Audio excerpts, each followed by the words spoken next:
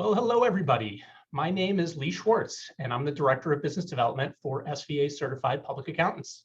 I'd like to welcome you to today's webinar titled Tax Impacts for Business Owners, Inflation Reduction Act, and More.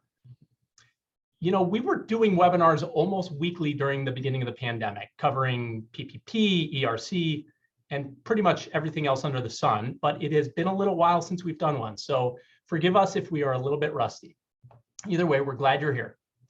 This is an important topic, but before we get started, I just want to take a second and say a couple of quick words about SVA. I know there are many clients on, and many of you already know this, but our vision is to remain independent, and our goal is to continue serving the same clients we have since 1974. And that's closely held businesses, family-owned businesses, nonprofits, and high net worth individuals. And our mindset is that when you're a business owner or shareholder, any tax changes are going to affect you personally as well. So it's important that your advisors are not just about compliance, but working collaboratively with you in a consultative way. And that's our goal. This webinar and others like it are just one small way in which we can do that. And before I introduce our presenters, let me just go over a couple of quick housekeeping items. We're going to try to leave a fair chunk of time at the end for questions. So if you have one, open up the chat box in Zoom and submit it there. We're not going to answer questions as we go, but we'll address as many as we can at the end. Now, if you're a client and your question doesn't get answered, we'd encourage you to reach out to your SVA contact. If you're not an SVA client and you have questions, please reach out to me and I'll make sure one of our subject matter experts gets your question answered. So let me briefly introduce our speakers. We've got two of our most experienced tax partners to walk you through everything and answer your questions. First off, we have Eric Trost out of our Brookfield office. We also have Jake Peters out of Madison. Both of these gentlemen are CPAs. They have their masters in taxation, and they work with business owners every day to help them minimize their tax liability. So without further ado, Eric, I'm going to hand it off to you. Thank you, Lee. Those sound like great guys you just introduced. So today what we're going to do is go over these discussion topics here that we have highlighted. Thanks again for joining us on the webinar. At some point, I would like to get back to us doing live seminars. And so I think as soon as I can convince our team of that, we're going to do that.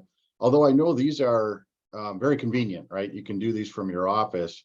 I still like the flavor of live seminars and getting in front of the audience and having that interaction. But until then, we will continue to appear on TV screens.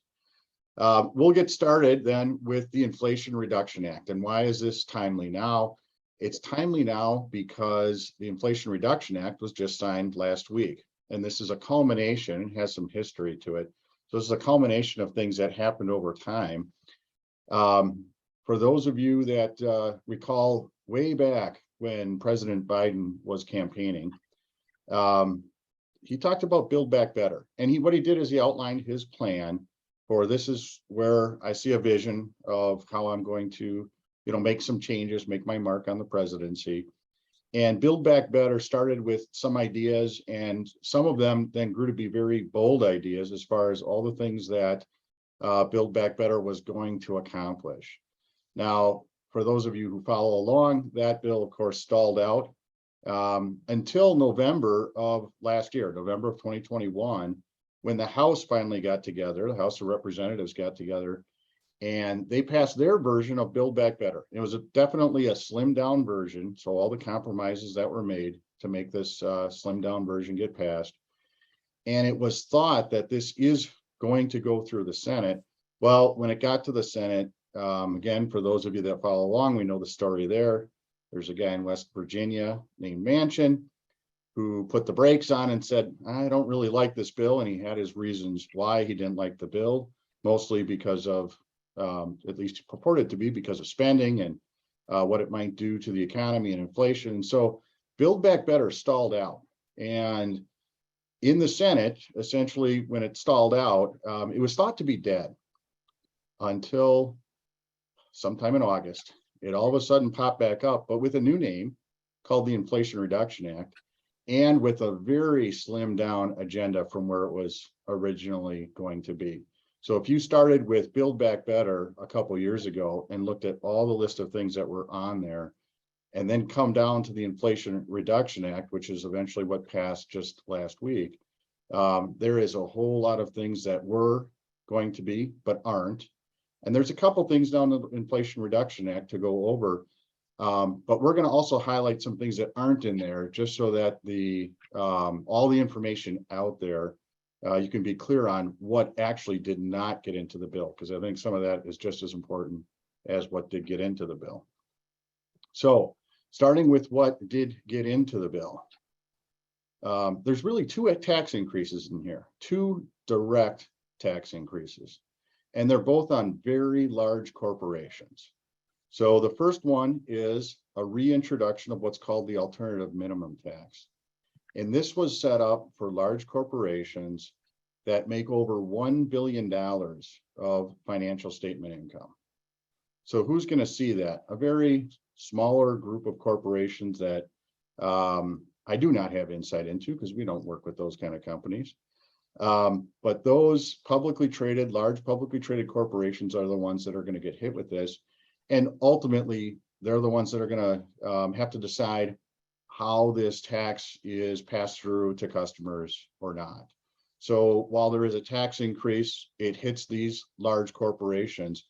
Whether it flows through and you see it ultimately in the costs of things you pay for, is going to be a matter of accounting and where it actually hits. So there's a corporate alternative minimum tax. The second tax that was passed is a corporate tax on stock buybacks. And again, this is for only publicly traded companies. So when a publicly traded company has excess funds, sometimes they repurchase their own shares, and that helps support their stock price in the market. Well, prior to this law being passed, there was no tax on this kind of buyback other than the tax that the shareholders would pay on any capital gains they had if they decided to participate in the stock buyback. Well, now there is going to be a tax on these transactions, a 1% excise tax on the amount that's spent on the buyback. In effect, what this is going to do is increase the cost of doing a corporate stock buyback, because there's going to be a 1% excise tax put on it starting next year. So how the average Joe might see this is that there's probably going to be slightly less stock buybacks because of this additional cost that's put on them. But these are the only two direct taxes that are part of the Inflation Reduction Act. So moving on to what we want to look at, these are all the things that are not included. And I wanted to point these out because a lot of this has been bantered about either in Build Back Better or maybe even in separate bills as things that the current presidency wanted to get passed, but now did not. Now it's important because at some point, these taxes, if the presidency and the House and the Senate all go to one side, if they all go on the Democratic side, then you might see some of these pop back up. But I think as long as you have split powers in government between the House and the Senate or the presidency, it's unlikely that these are going to be able to come back up because they couldn't get them passed the first time around and they couldn't get them passed in this Inflation Reduction Act. So what are those things? There's the income tax rates. There originally was going to be a proposal to increase the top tax rate from 37% to 40%. That didn't make it. There's capital gains rates. There was a proposal to increase the top capital gains rate from 20% to 40%. That didn't make it either. There's something called Section 1031, which allows real estate investors to trade one property for another property and not pay any tax on the trade. There was talk of eliminating that provision and to the detriment of real estate investors. That did not make it. There's a provision called a SALT provision, which limits the amount of taxes you can deduct to $10,000.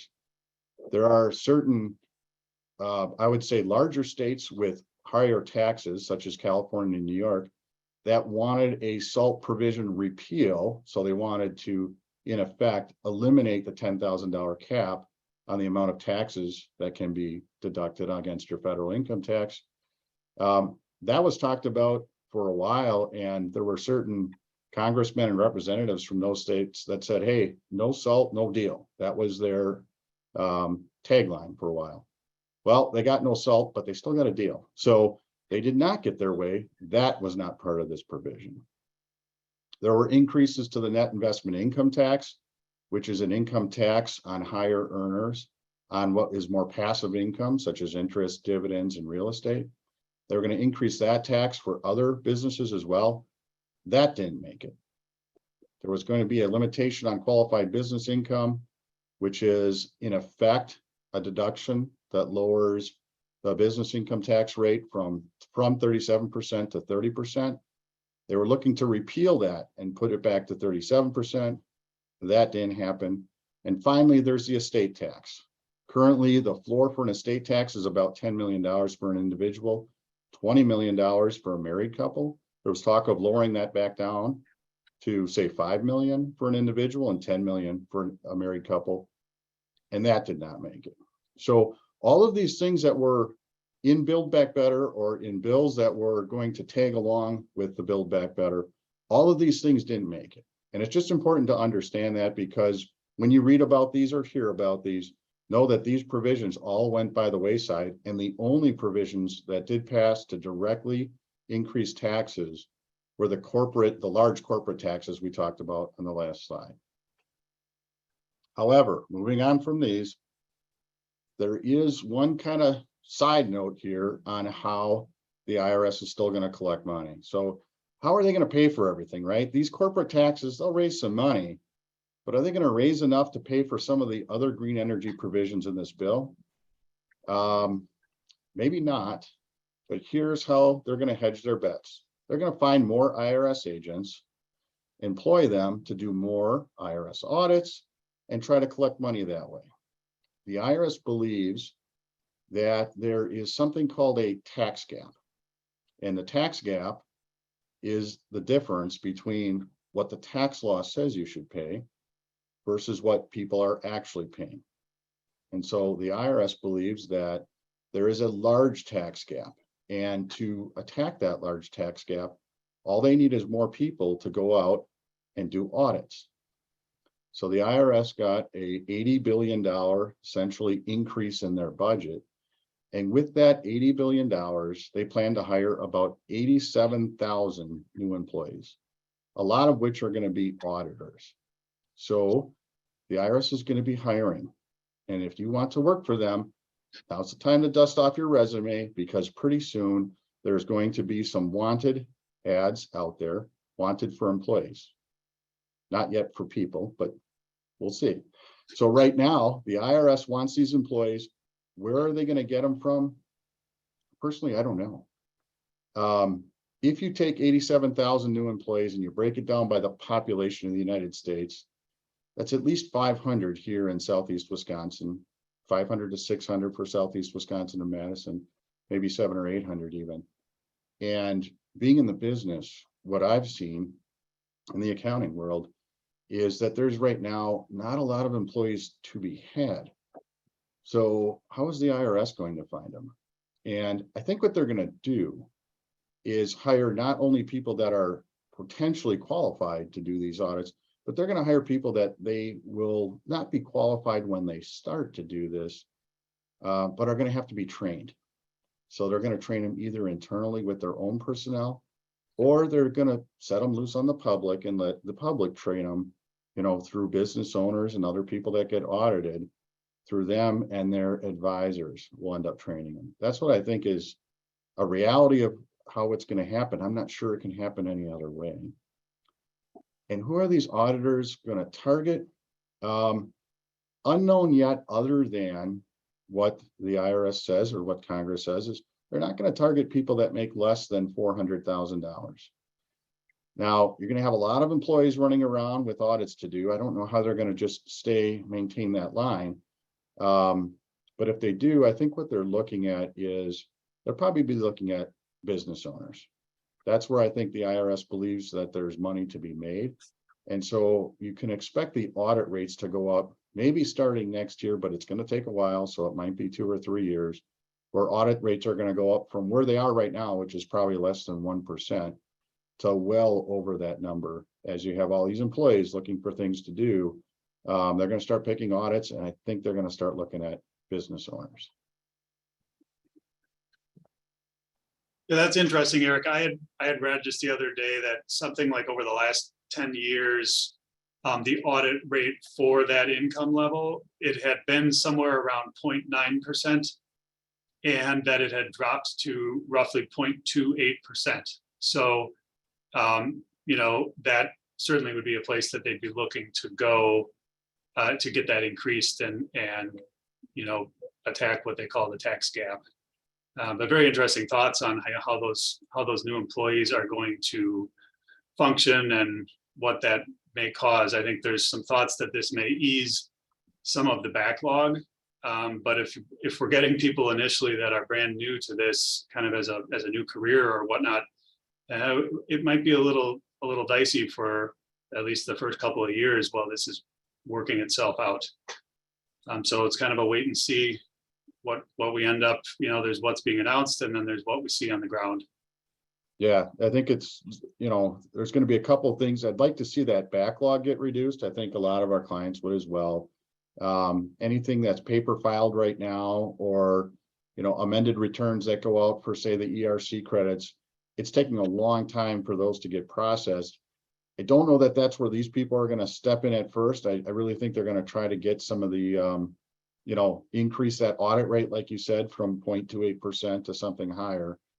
But we shall see, because they first have to hire these people first and, you know, have to find them somewhere. All right, Jake, do you want to talk a little bit about some of the other things in this bill, including what's going on now with the green provisions? Yeah, absolutely. That's kind of what we're getting into next here. And, you know, as you think about these different provisions, I just wanted to go back to just as a point that the corporate AMT tax we talked about before, the estimate of that is that it will affect perhaps 150 companies total. So it's a very small number of companies. It's obviously a big revenue raiser, but it's, for the most part, it's not going to be very exciting for the vast majority of folks out there. Some things that will, I think, be valuable and things that folks on this webinar are going to want to learn about, and questions we've already been getting from clients. One of them is certainly this electric vehicle credit, and how that's changing and improving, and also some other energy credits that we'll get into in a minute. So just to kind of walk through some of these, currently what we have is, through the end of 2022, we have the existing law for electric vehicle credits. And basically what that is it's a $7,500 credit that if a vehicle meets certain requirements, that this credit exists for the first 200,000 vehicles, or well, once 200,000 are produced, then the credit starts to phase out after that point, and it goes from 7,500 onward down to zero. And that's what we've had that for a while. I'm sure some folks have taken advantage of that where you can. It's been nice, but that is now going away as of December 31st, 2022. And then we are going to be getting the new, renamed now as the Clean Vehicle Credit. And one of the first things that's relevant here is that they've gotten rid of that $200,000 limit, or I'm sorry, 200,000 vehicle limit on the manufacturing. So this is just out there now for good. If a vehicle meets the requirements, it doesn't matter how many of them sell or are made. And it's still this $7,500 credit for new vehicles. One thing of note, of course, is that they did put in that we have this income threshold where if you're a single filer, if you make more than $150,000, then you don't get this credit. And if you're married filing joint, if it's $300,000 or more for your income, you don't get the credit. And then they also put in these price limits for the vehicles themselves, which is, so I've got there 80,000 for the SUVs and 55,000 for cars, which you might note that Teslas probably are not going to fall under those price ranges, just as a interesting thing. So it kind of seems like what they're trying to do here is get this credit now more for the lower prices in the market. And certainly that's also the case with the income thresholds. One other thing that's new with this law is a used credit or a used vehicle credit. And it's lesser than the 7,500, it's 4,000. And the idea there is for people now, there's, these vehicles have been out there for a while, and there might be people who are in the used vehicle market, and we want to have some incentive for them too. But then they put in a more stringent income limit here. It's only 150,000 for married filing joint folks and 75 for singles. So that's what's there. It should make this a more widespread available credit for the general public, though it may, whether it's better for people depending on income levels, you don't know. So I think that's all exciting stuff. A couple other points just about what's special here, or pointing out, I guess, is that you do have to have the final assembly of the vehicle in the US. And then there are some interesting requirements on where, in particular, they're looking at the battery materials, but where the materials are sourced from, they are creating incentives for the manufacturers to bring that activity here back to the US if it is elsewhere. And the way it's described is they say countries of concern, which I don't think we have China on the call. I think that means China. They want that stuff coming to the US. And so it brings up the question of, okay, well, what about the vehicles in the supply chain right now? And those, they obviously can't magically switch out where the stuff came from and the batteries that already exist. So they are phasing in that requirement. I think that starts to take effect in 2024 versus 2023 is when the rest of this begins. So interesting stuff there. It's something that typically the auto dealers will have information on this, but a lot of times, they're not up on all the rules. And so we do get a lot of questions about this sort of thing as people are making decisions, both for just the regular needing new cars or saying, no, this is the time I'm going to switch out the gas one for the electric one. So, this is a good thing. Jake, yeah, and at that point, for these electric cars, most of the time the dealer will be able to tell you, right, the information on the 200,000 limit, which is going to go away. Right. Assumingly, they're going to get information from the manufacturer that's going to be able to fill you in on where final assembly is and where the parts are sourced. So it's not like the consumer is going to have to go to the internet and do this research. That information will be there. I think the important thing here, though, is you see these price limits and the income limits that are affecting the credit. That's all new. And so if you're considering, purchasing an electric vehicle and want to get this credit, got to pay attention to those limits. If you're within those limits, you want to be looking at trying to do something this year rather than waiting for next year. Yeah, that's a great point. And so that's that. Moving on from the vehicles, the other, I would say, I don't know, it's probably a tie for the most common energy efficient tax incentive questions that we get from clients is, what I'm doing to my house. So there's your vehicle, there's your house, and the biggest thing for homes is the solar panels. There's been a lot of that activity in the last decade probably, and there has long been a tax credit where for years you got 30% of whatever the cost of the solar system was. And when you place that in service, you got 30% of a tax credit in that year. And this had a phase out that was in the law, and that actually had already begun in 2022, where it went from 30% down to 26%, and then it was scheduled to go down further in the coming years.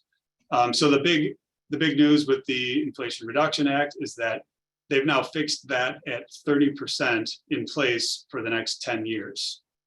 So I know that there's probably a lot of people that will benefit from this that were already considering it, maybe rushing to get in, with the 30% last year, and that maybe they were going to get 26% now, and they'll get a little extra. This certainly can be a huge benefit if this is something you're looking at in addition to the energy savings.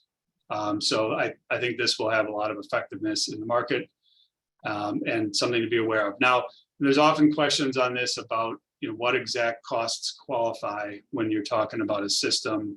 And I guess what I would say there is make sure that you understand what a vendor might be telling you, if it makes sense, and if it seems too good to be true. If they're saying, oh, you can rebuild your whole garage and then include the whole cost of the new garage as a solar expense because there's solar panels on that part of the roof. Well, that's probably not true if it sounds too good. But that's something where, reach out and we're happy to answer those questions and clarify.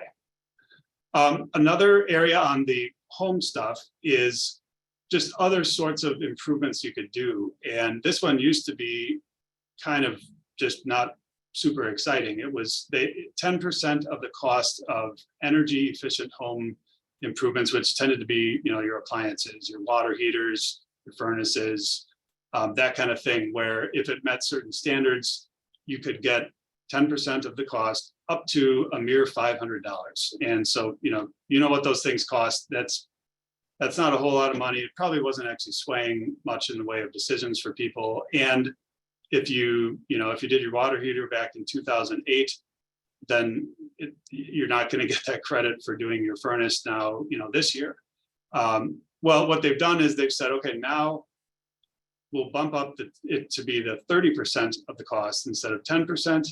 And then, and this is huge, instead of just a lifetime cap of $500, it has an annual cap of $1,200. So what they're doing there is, still trying to make it so that if you do a whole bunch in 1 year, I guess, that you don't get a huge credit. But as you have things come up over time and you choose to do the energy efficient route for your repairs or your improvements, that you can continue to benefit from swaying towards the method that will use less energy. So that seems to me like that'll be effective. Another thing here, there's a general credit for an energy efficient home, which this is something where we had this credit previously that was $2,000 and that had been extended through this year. They've now made that more lucrative and it's going 10 years out and now $5,000 instead of $2,000. So that's something that's certainly a nice benefit. That's on the new construction. And then a couple more here that I'm assuming we don't have anyone on the call in nuclear energy production, but there are some incentives for that and wind turbine energy production that they have put into this bill. And then there's briefly on the section 179D deduction, that's sort of the business energy efficient, or they call it the commercial building property deduction. This has some tests that a business or a commercial building has to meet in comparison to standards. If you improve it by a certain percentage as far as the energy efficiency, then you qualify for an accelerated deduction of that building. And they have lowered the thresholds of energy efficiency to be able to get some of that deduction. So that's something that is new with this act. Hey, Jake, quick question for you, opinion question. Yeah. Is these provisions, once in place, are they going to change the weather? Because it's cooler today. I'm not sure if that's in relation to this or how that's going to work. I always tune in at about 6:07 on the local news, and I get a little bit of, you get some good jokes and get to see the weatherman tell you what's coming up.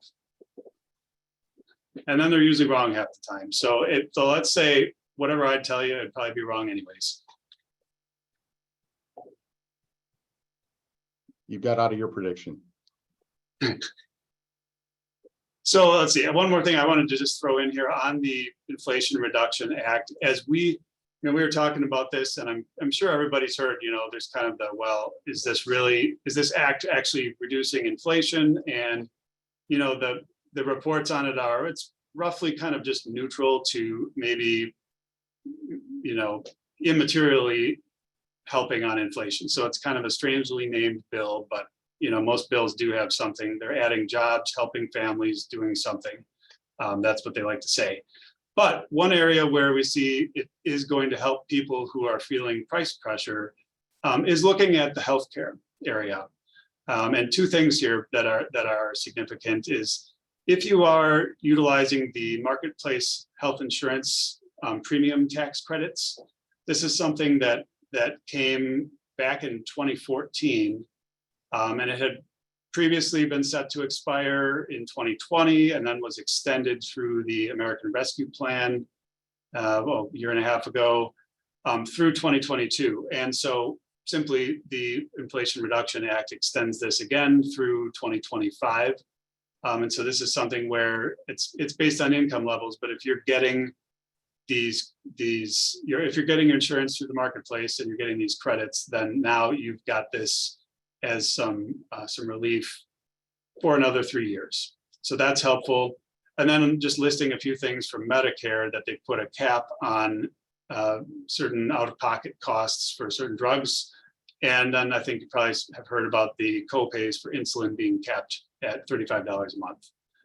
And final thing is just some cost sharing being eliminated for adult vaccinations. I'm sure they're just trying to make sure people are not letting small dollar amounts, get in the way of things that are, from their view, good for the public health. So, and I think that's it as far as the main things from the Inflation Reduction Act that we were going to cover today, and then wanted to go through other tax laws and opportunities that are out there right now, as some kind of unique incentive, or just as a general, it's almost September 1st, we're nearing the fourth quarter of the year. And this is when we start thinking about and having conversations about what can we do to maybe cut into our tax bill for this year with a few months left to act.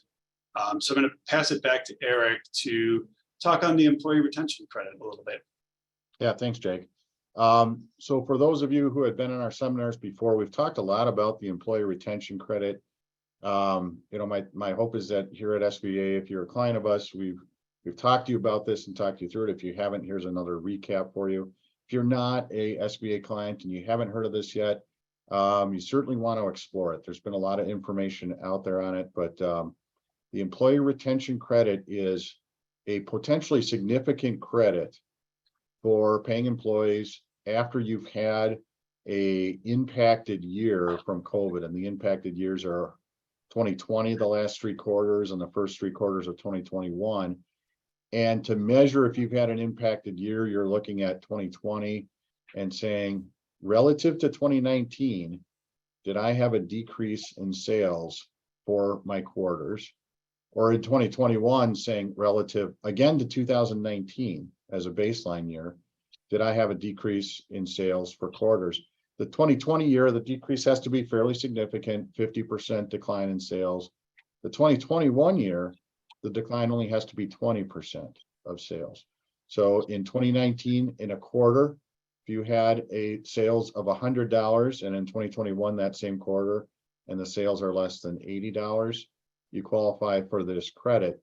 So we've been filing a lot of claims for these credits over the last year. And like I said, if you're a client, hopefully we've talked to you and we've gone through these numbers with you and found you either met these tests or didn't. If we haven't yet, please make sure to reach out to us, because I want to make sure we get all these credits that are available to you. If you're not a client, just make sure to reach out to your advisor, talk to them about this credit, because again, it is quite lucrative. For 2020, it's $5,000 per employee. For 2021, it's $7,000 per employee per quarter for the first 3 quarters. So that's up to $21,000 per employee. Altogether, $26,000 per employee for both years, 20 and 21. The companies that qualify for this, 2020, less than 100 employees, 2021, less than 500 employees. So again, a lot of small businesses could qualify for this just based on size. So to recap, these are the mechanical tests to see if you had a COVID affected quarter, 50% decline in sales in 2020, 20% decline in sales in 2021. But there's also another test to determine if you were impacted by COVID, and that's the government shutdown test. That test actually is much more nuanced. That test, let's say you don't meet the previous 2 mechanical number tests, which are somewhat easy to measure.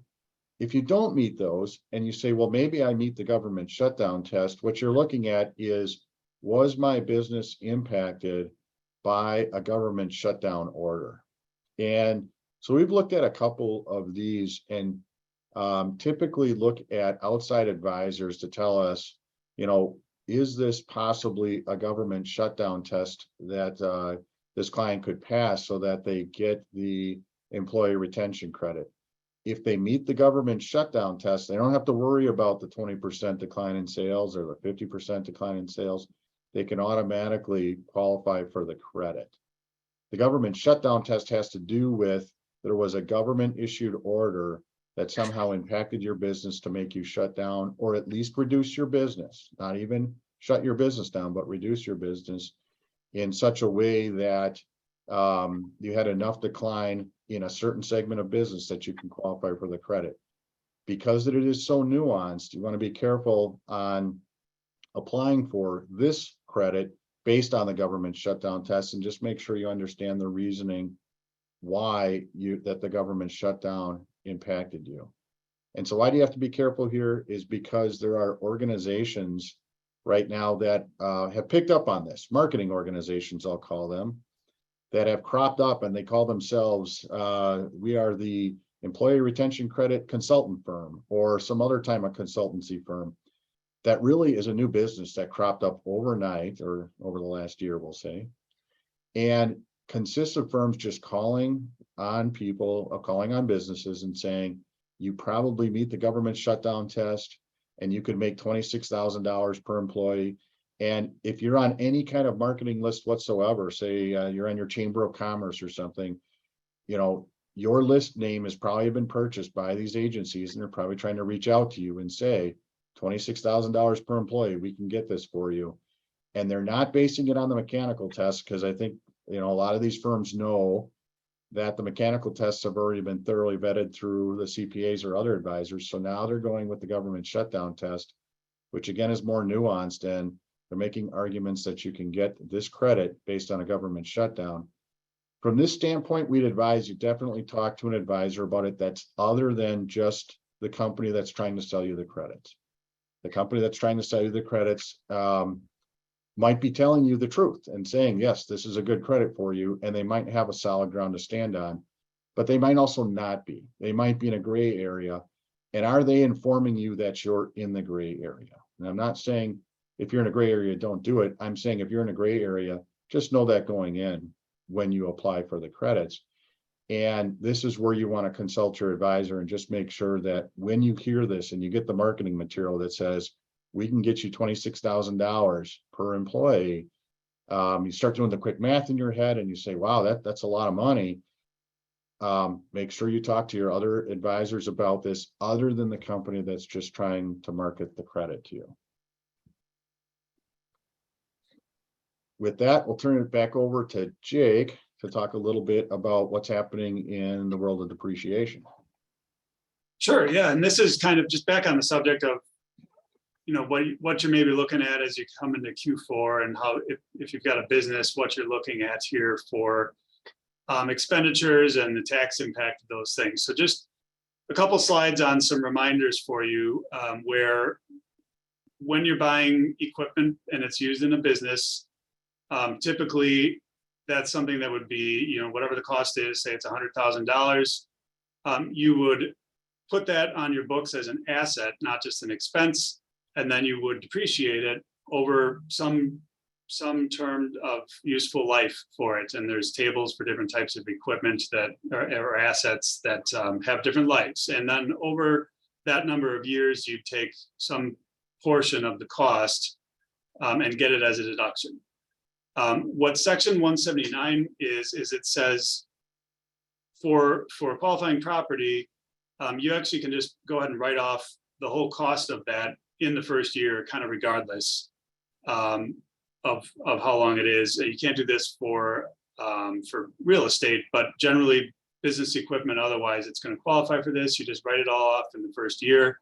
And we've got what those limits are right now for 2022. By the way, 20 years ago or so, this existed, and I think it was $25,000 was the limit that you could do.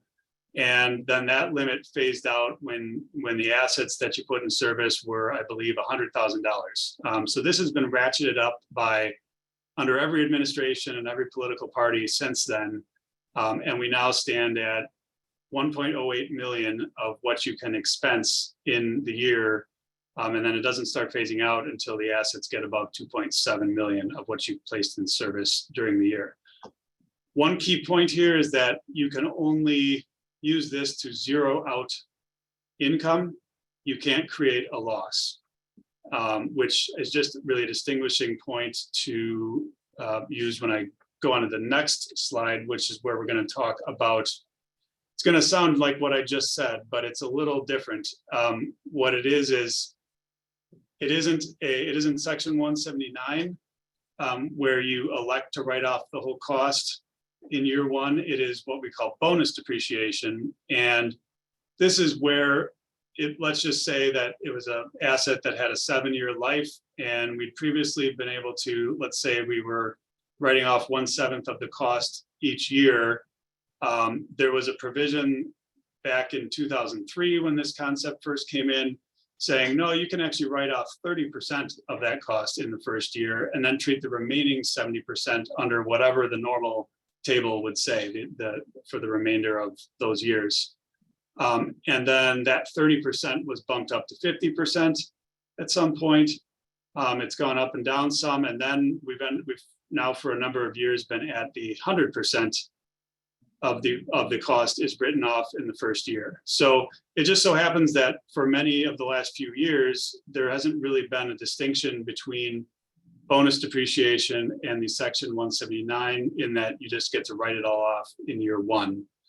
Except that bonus depreciation, two key things, it doesn't have that dollar limit that we talked about for section 179. And you can actually have bonus depreciation increase a loss. So whereas section 179 can only offset your income, bonus depreciation can increase a loss. Those are the two key things. Now, conceptually, this continues to exist after 2022, but now it's going to begin to phase down again. And as we have laid out there, 20% each year over the next 4 years, I guess. And then starting in 2027, we'll just be back to the normal depreciation rules where you still can use section 179 in those cases, but the bonus depreciation for first year write-off will be gone. One other complicating factor here is that states that everything I just said for both 179 and bonus depreciation is for the federal law. Many states follow both of these or one of them or neither of them. Well, actually all states fall into one of those categories, right? They either follow both of these federal laws or they follow one or the other, or they say we're not allowing either of those because the states can't print their own money, so they have budgets to maintain. And so you may have a situation where even though a moment ago I said, the 100% bonus depreciation doesn't sound much different than 179. Well, the state might follow 179, but not the bonus depreciation. So it's just something to kind of be aware of. But the summary of it all is if you're looking at getting lots of new equipment here and it's either going to fall in November or December, or maybe be delayed to next year, then you want to consider what these things are and how this might play into your decision as to the timing of those purchases, and also what you might know about your income levels and what the benefit of these deductions could be for you. Yeah, Jake, particularly Wisconsin doesn't follow bonus, but it does follow 179. Right. Yes, that one I happen to be in mind. Yeah. Thank you. I don't know what made me think of Wisconsin, but. So then I think, handing it back to Eric to talk about an interesting section that we've had now for a few years on interest expense limitation. Yeah, thanks, Jake. So the interest expense limitation, this rule's actually been around since 2018, but for various reasons has been suspended or not as effective as it's going to be now going forward. So we thought we'd bring this up again. Effectively, what this rule does is tries to curb the interest expense deduction for large companies. And it does so by saying you can only deduct so much interest as a multiple of what your earnings are. And so to start with, it's for large companies, we'll say companies with gross receipts average. The rules were over 25 million as adjusted for inflation. So now it's about 27 million. So looking back over the last 3 years, if the average gross receipts of your company is 27 million or greater, you are subject to these rules. And you're subject to them maybe last year as well. But why is this year a bigger impact? Well, in the past, up to 2021, the earnings that you had that you multiplied 30% by and said, okay, here's my limitation, didn't include depreciation expense. So in other words, your earnings could be looked at as before depreciation and after depreciation. And if you were using these great things called Section 179 and bonus depreciation, your earnings might be really low.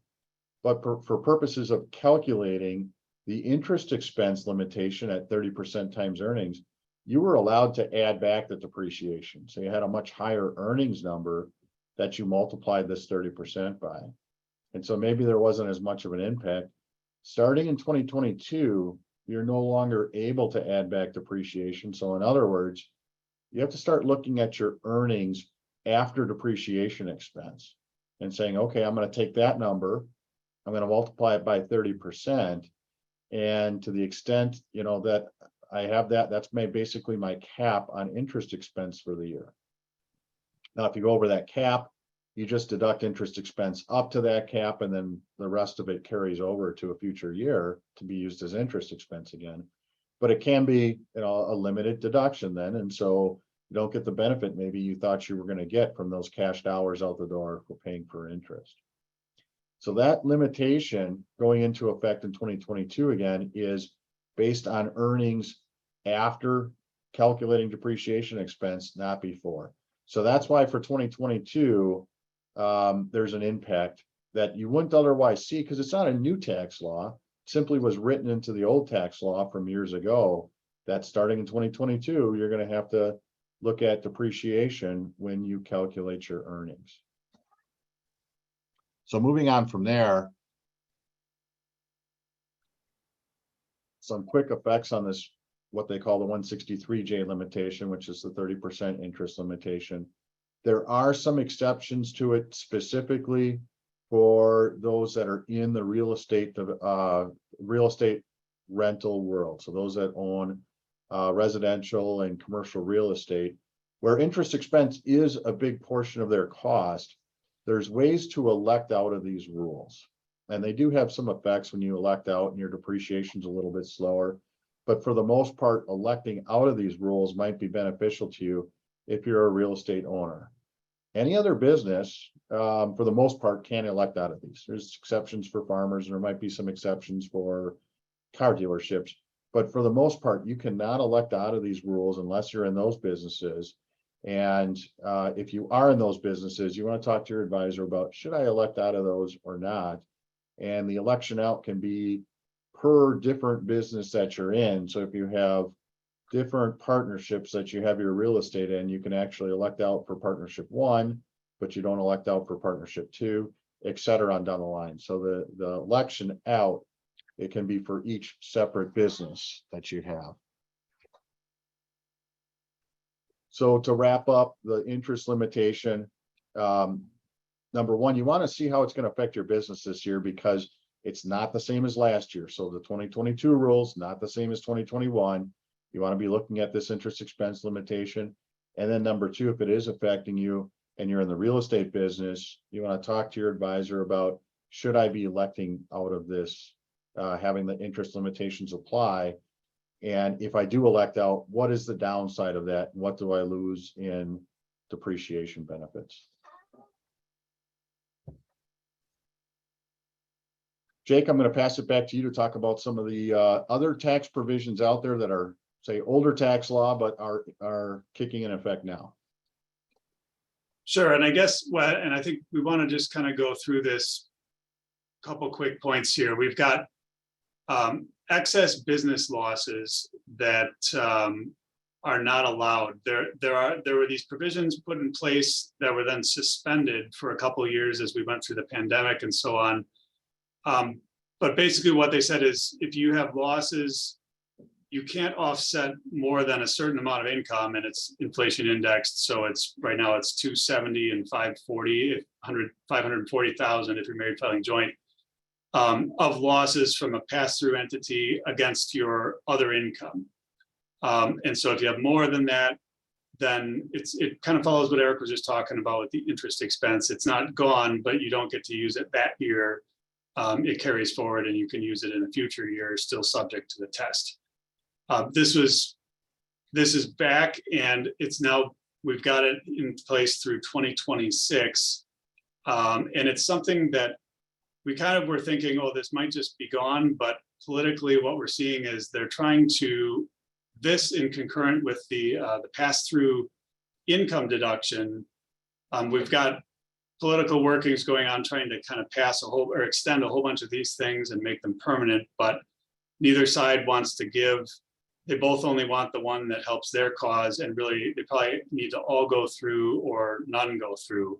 So this is something more to be paying attention to in the political environment going forward here.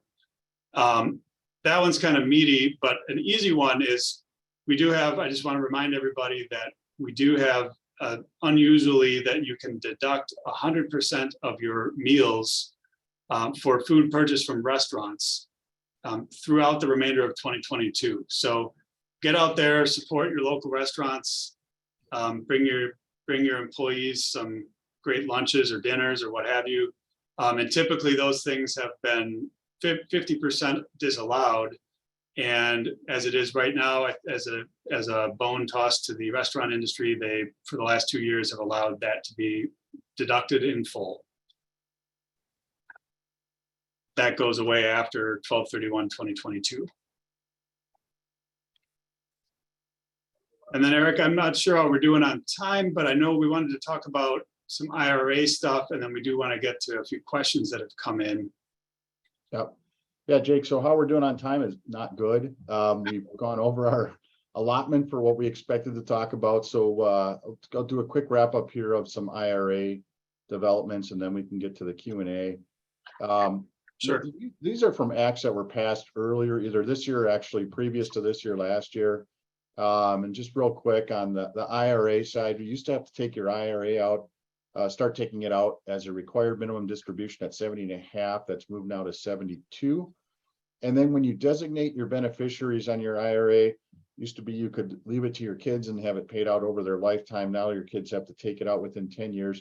There's some exceptions to that. So I encourage you, if you're in that age range and want to talk retirement planning, IRA distributions, contact your SVA advisor if you're a client, and we can get you set up with our department that takes care of all that. And so that's all I want to talk about on that. Maybe we can pass it back to Lee and see if we can get some Q&A session in here. Great. Okay, you guys, a lot of information. Just so all the attendees know, we talked about it beforehand. They were confident 40 minutes of content. That would be it. We'd have lots of time for Q&A. So sorry, we have had a lot of questions come in and some good ones. Why don't we, so feel free to keep sending them in though. We'll take them as they come too. But guys, there were some questions up front on the tax on stock buybacks. You guys talked a little bit about the big businesses. Can you just talk a little bit more about who that will affect and when that starts? Yeah, it starts next year, 2023, and it affects publicly traded companies. So that's where we're going to see that those rules kick in, and when you're going to start to see companies, I think, respond to that. Okay, so again, majority of people on this call, this is not going to apply to them at all. Well, right, only to the effect though that they own stocks that are part of these buybacks. That's how it could affect them. Okay, got it. So a couple questions that came in regarding the energy credit. So somebody had asked that that they had heard the current $7,500 EV credit was phased out immediately after the bill was signed. Is that, do you know if that's true or not? Yeah, so my understanding there is that it hasn't been phased out, but that the requirement we basically, we do have the requirement that the final assembly occur in North America. So in order to get the credit, then that has to be passed. There still is that battery part or battery materials requirement that is not effective until 2024. But we do, so I think you kind of have to check the list. It's not throwing out the credit entirely, but it may make some vehicles ineligible that previously were eligible. And it kind of seems like that was maybe a misfire. I don't know that that was what was intended, but it seems like it's the result of that final assembly rule. Yeah, Jake, I've seen a couple things on this now that are actually contradictory on articles that came out on it. So we're going to have to issue more guidance on it as soon as we get our hands on it. We'll put it on our e-alert. But I've seen it now where, yeah, that does phase out, or no, it doesn't. Something like what you said, Jake, is the only thing that phases in is this has to be assembled in the United States. We'll see more on this come out as the IRS issues its regulations and puts together its list of vehicles that qualify. And when we get that, we'll make sure to get an e-alert out to people. Great, thanks, guys. 2 questions have come in also asking about the energy tax credits for rental properties. Can you guys talk about whether or not those are eligible if they're on rental properties? Yeah, so what I would be looking at there is, I'm assuming kind of on the solar side is probably a common thing, where there is a business credit for solar panels going in as well. And actually that one can be like a double whammy of you can get a credit and then you can get the depreciation expense on the remainder of the cost. You have to reduce the cost by the credit, but then that remaining amount you can take as a deduction with one of those first year depreciation provisions. So that continues to exist and be a valuable incentive. Yeah, and Jake, some of the things you talked about on the $1,200 annual cap, that's for your own house. That's not for rental properties, but there are other things for rental properties, like you said, Jake, for the 30% business energy efficient credit. So if you're looking to install like solar panels, there's a credit for that. I don't know that there's a credit for just putting like new windows on a rental property though, where there is for your house, if they're energy efficient windows, there's not for a rental property. Right. Okay, a question that came in, again, staying along the lines of the non-business energy tax credit. Do you know when that goes into effect? Was that went into effect as soon as the bill was signed, or is that sometime in the future? So yeah, actually that one, well, it's interesting. So it actually had expired in 2021. It is reinstated through the end of 2022, but under the old rules still. So the 10% of cost and then the lifetime limit. So it's still sort of there, but then the new rules, the $1,200 annual cap and then the 30% of cost cap, those begin in 2023. Does that answer the question? I think that answers the question. I think so, yeah. All right, now moving on to ERC. How long are you seeing ERC refunds taking to be received? Yeah, and it depends on, I think, how big they are. I've seen some smaller ones come in quicker, but we've got larger ones that have been out there since November, December of last year that we're still waiting on the refunds for. So 9 months, I think, would not be uncommon, even up to a year. There is a line that we've been calling to try to get resolution there that hasn't worked out yet, but just to make sure that the IRS has the form. Yes, it's in processing, so we can at least verify those things on this helpline, but they're not necessarily giving us an ETA just yet. So it's taking a while, I would say that. And if it takes 9 months, I wouldn't panic that somehow you're singled out, that yours is taking longer than everyone else's. We're seeing this for larger ones that it can take a long time. Yeah, and the other thing we're seeing is kind of just nonsensical correspondence that it technically qualifies as a response or the beginning of processing, but they write and they say, we've received your application for this refund. We received page 1. We did not receive pages 2 through 14. And we sent them the whole thing. It's like they're just taking any and everything they can to get delays and buy time to process things. That's my perception on it. Fun.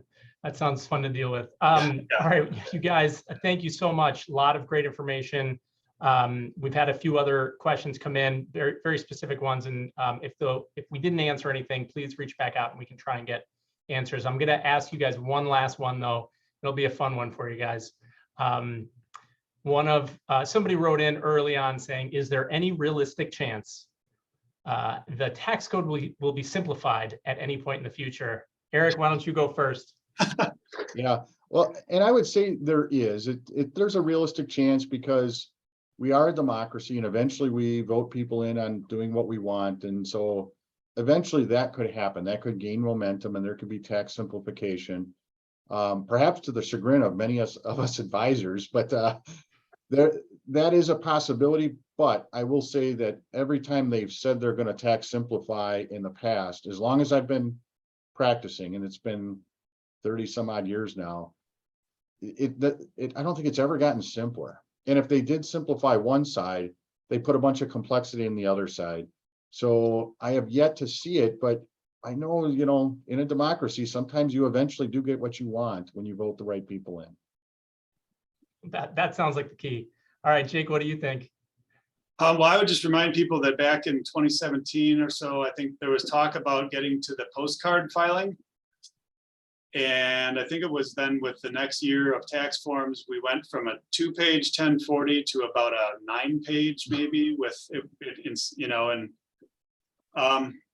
that's not the tax code, but you know, yeah, that's everything you see. There are certainly things that are in pursuit of tax simplification, but like Eric said, then sometimes what ends up happening is if your fix is too simple, then it leaves too many things unaddressed, and then that's actually worse, right? It's better for it to be complex, but something that is at least laid out and understandable. If it's broad with a broad brush made too simple too quickly, then there's all these remaining questions, and then it relies on the Treasury to write regulations. And so you probably have to look at it in terms of decades of progress versus a bill or a term or a presidency or something like that. And maybe we have made improvements. Maybe we're just kind of getting used to it, getting used to the pain. You guys, a little bit more optimism than I was expecting. Good. I know those are tough. That last one especially is a tough question. Thank you to everybody for hanging with us. I know we're a couple minutes long here, so we'll wrap up. But I just want to let everybody know you can go to sva.com/tax-alerts to sign up for our emails with news and information that may affect you and your business. So I just want to remind everybody also that the SVA team is only a phone call or an email away. So if you're a client, reach out to your SVA professional as questions arise. And if you're not currently an SVA client, contact me, Lee Schwartz, and I can get you the help or the answers that you need. Thanks again for attending today and enjoy the rest of your afternoon. Bye-bye. Thanks, guys. Bye. Thank you.